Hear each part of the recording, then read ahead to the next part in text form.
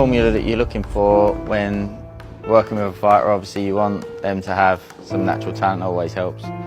But more importantly than that, you want someone that's hardworking, enjoys what they do, resilience, mental and physical. Like me, rocking boots and white tee, designer on my cuff link, something like a movie. Country boy stepping, yeah, I'm country boy stepping. Country boy stepping, yeah, I'm country boy stepping. Artist out the ranch, I just told you that I'm bout it. I might take offense if you tell me that you doubt it. That's just what it is, yeah, I'm known to make it rowdy. Then I'm for the fit, and I drive a wide body. Moses Itauma has looked sharp and composed throughout his training camp, fine-tuning his speed, movement, and power ahead of this major test against Filip Hrgovic. What stands out to me is the confidence he's carrying into camp, as Itauma knows this is a serious step-up, and he's clearly preparing like a fighter ready to make a statement. On the other hand, Carl Fruck was more complimentary toward Hrgovic. After watching him stop Dave Allen in 3 rounds, Fruck felt the Croatian handled the entire fight without ever needing to reach top gear. So Hrgovic is... It's a force to be reckoned with, and he's certainly, I don't want to say he's a stepping stone or a test before world level, but he is. And if Moses Itauma can come through that fight against Hrgovic, that's going to answer a few questions that we need to find out about Itauma, if he's being dubbed as the future of the heavyweight boxing. He's a fantastic fighter, fast hands, good combination, highly skillful.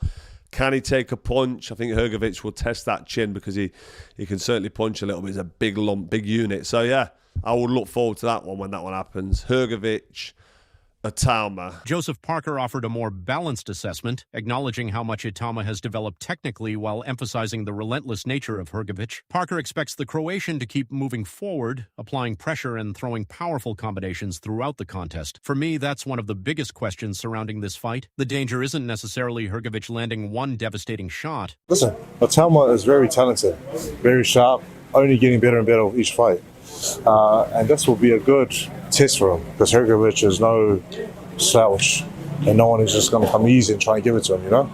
Hrgovic will be throwing punches, chasing him down, and if Moses can deal with that and look impressive, then you know he's ready for the big stage.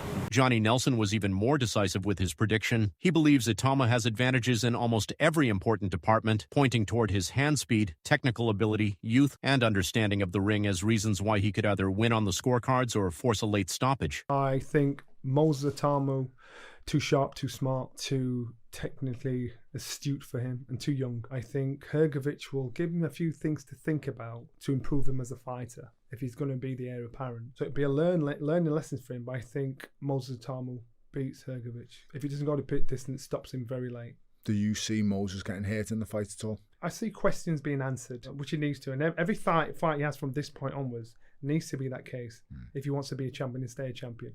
It can't be an easy ride all the way you're going through, because eventually you're going to come up against somebody that gives you something different and makes you think about what kind of fighter you are. If you get hit, you get hurt, you get wobbled, you get put down. You want this to happen now before you become a champion, because at that time there's too much at stake, and then you're thinking, oh my goodness, this is it, it's over, this should happen to me.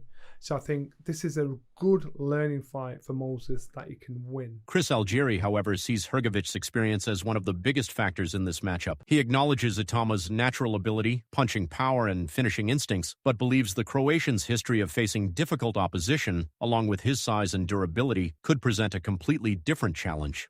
Hrgovic being 33 years old versus Itauma, who's 21, by the time they fight, maybe 22. There's a big difference. And I think the biggest difference is Hrgovic has been asked the questions, and he's given the answers. Not always the right answer, like when he fought Daniel Dubois, but he's been in tough fights. Gilles Zhang, that was a brutal heavyweight fight, back and forth, stayed tough throughout, showed that his chin could hold up, showed that he had the power, showed that he had the conditioning. He's been there. With Itauma, we don't know any of those answers yet. He hasn't been pushed yet as a pro. He has a very low number of fights as an amateur, very low number of fights in general, amateur and pro. So the question marks are glaring when it comes to Moses Itauma. Yes, the talent is there. Yes, the power is there. The finishing ability is all there. He has all the makeup to be a heavyweight champion and a star at that. But what happens when he gets pushed? What happens when there is pushback, when there is resistance?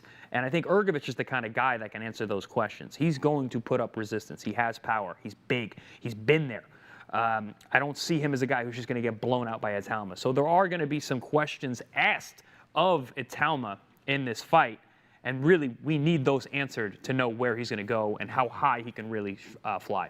Tony Bellow went for the most aggressive prediction of the lot, backing Itauma to finish the fight before the 6th round. Considering Itauma has never needed to go beyond the 6th in his 14 professional appearances, that prediction certainly fits the pattern of his career. But Bellow's bigger concern isn't whether Itauma can beat Hrgovic, it's what comes next. Out of his fights that he has now, the heavyweights, who would you say his golden goose was? Moses? Daniel? It's Moses all day. Okay, so do you think Moses gets through the Hrgovic fight? Yep. Do you think he... I think he gets rid of him inside 6 rounds. Do you think he puts him in with Daniel? And then that's what worries me is he gets through the Hrgovic fight and he blows him away in 6 rounds, and then they throw him to the wolves. Dillian White also recognized the danger involved, although he still picked Itauma to come through. White's reasoning was that Hrgovic has plenty of ability and toughness, but doesn't possess overwhelming power, while his tendency to cut and struggles against opponents who move well could become major weaknesses. That last point could be especially important because movement is one of Itauma's biggest assets. Good fight, dangerous fight for Moses, but good fight for Moses. I think the fight's more beneficial for Moses than it is on Hrgovic, you know. Hrgovic is a good fighter, he's tough, not the most powerful guy, but he gets cut a lot. And if you're mobile, he seems to struggle. Moses is quite mobile. But I think it's a good fight, perfect fight for Moses in this year of his career. And I think it's a winnable fight for Hrgovic. I think Hrgovic stands a very good chance of winning that fight. Gareth A. Davies believes Itauma's technical game will allow him to dictate the pace and gradually wear Hrgovic down as the fight progresses. He expects the breakthrough to come somewhere around the 7th to 9th rounds, although even if Hrgovic manages to hear the final bell, Davies still favors Moses to take the decision. For me, Moses Itauma outboxes Filip Hrgovic and he defeats him in the 7th or 8th round by stoppage. 7, 8, 9 rounds for me. I think he'll get to Hrgovic and I think he'll become the first fighter to stop him. If he doesn't, and he can't get him out of there, there'll be a lot of debate about why he hasn't, but I think he wins on points if he doesn't do that. But I'm going for a stoppage between rounds 7 and 9. Derek Chisora wasn't buying into the Itauma hype, making it clear that he sees this as a major jump in opposition. In his view, the matchup heavily favors the Croatian and could turn into a fairly comfortable evening for Filip Hrgovic. Come back, and right now you can tell by his eyes, he's so confident that him and Moses will be a good fight. You know, is he a good fighter? He's an amazing fighter. They call him the animal. There's a reason why they call him that, you know. To answer your question, is that fight going to be a good fight for him, southpaw young fighter? Chisora's argument comes down to Hrgovic's mentality and style. He believes the Croatian carries himself like someone who fully expects to win, while the fact that Itauma is a young southpaw could play directly into Hrgovic's strengths. If I was a betting man, I don't know.